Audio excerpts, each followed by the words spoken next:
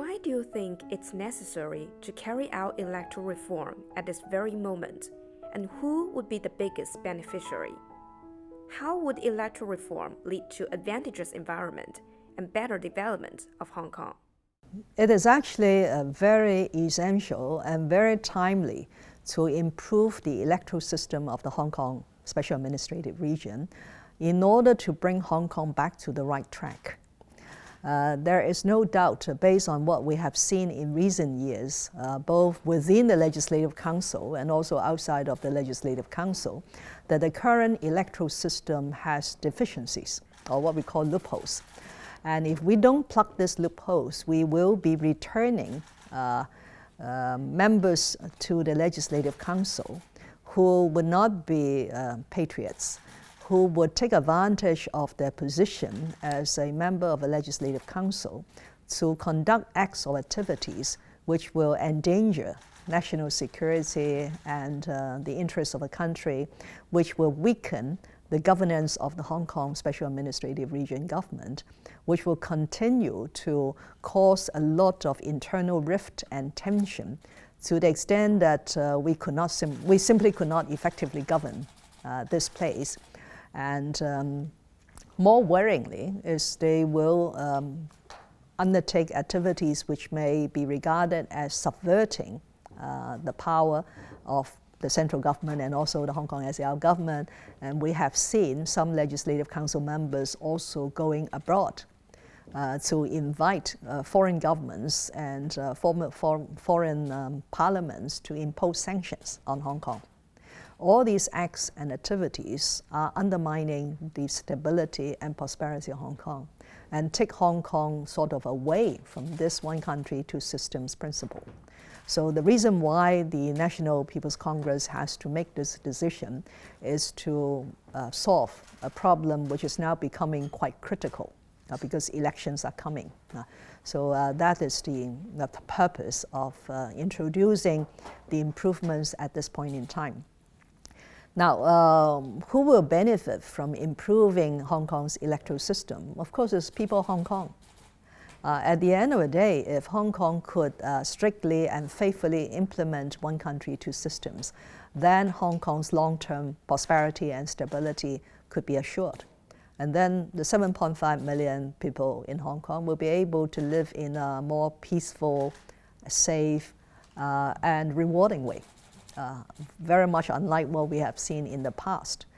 And in addition, from an economic development point of view, it is quite clear to me and many people that Hong Kong's future lies in integration with the mainland. Especially now we have approved by the National People's Congress this 14th five-year plan. So you imagine if the Hong Kong HKSAR government or the Legislative Council are filled by people who are not patriotic, who want to do things that will undermine the security of the country, who have absolutely no interest to safeguard one country, two systems, then we will not be able to take advantage of the many opportunities in the mainland development to grow Hong Kong's economy and to improve the livelihood of the Hong Kong people.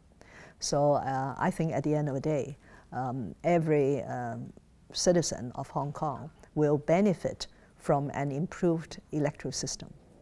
From your point of view, how could the central government better listen to suggestions of Hong Kong HKSAR government?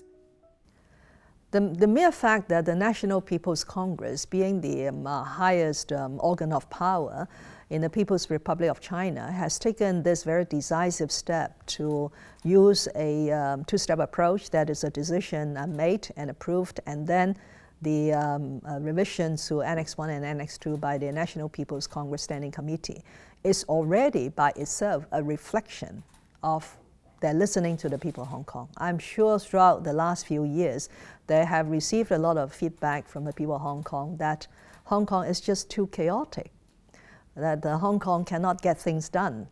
And there are people who want to create a lot of tension and hatred and resentment of the central government.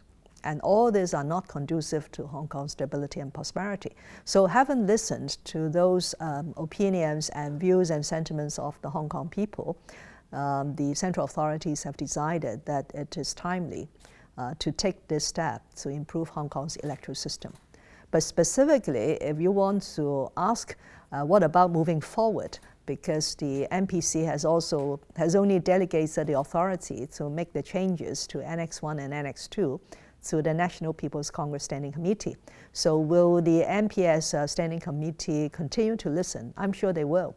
And that's why in the next few days, senior officials from the Hong Kong and Macau Affairs Office will come to Hong Kong.